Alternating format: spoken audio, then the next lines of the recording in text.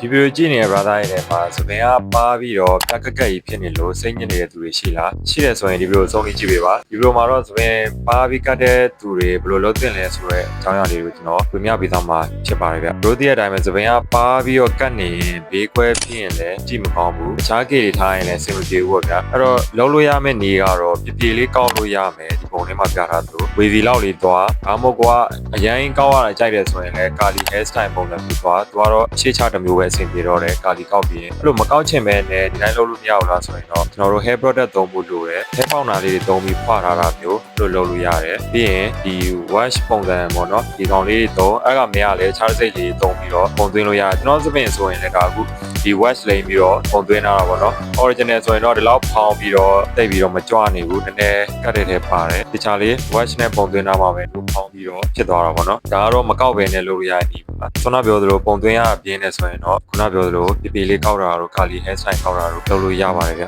လောက်ဆိုရင်သပင်ပါပြီးတော့ကတ်တဲ့ brother တွေလုပ်လို့ရမယ့်နည်းလမ်းလေးတွေကိုဒီလောက်ပြီးကျွန်တော်ယုံကြည်ပါတယ်ဘလို့ပုံစံမျိုးလေးထားရတာကြိုက်လဲ wash လင်းရတာကြိုက်လားကောက်ပြီးတော့ပုံသွင်းရတာကြိုက်လားဆိုတော့ကိုလည်းအောက်ကမှဝင်ရောက်ဆွေးနွေးညှောက်ပြီးသွားလို့ရပါတယ်ဆုံးဖြတ်ကြည့်ပေးရတဲ့အတွက်တရားရှင်တွေကိုကျေးဇူးထူးပဲတင်ပါတယ်ဗျနောက်ဗီဒီယိုတွေမှာပြန်တွေ့ပါမယ်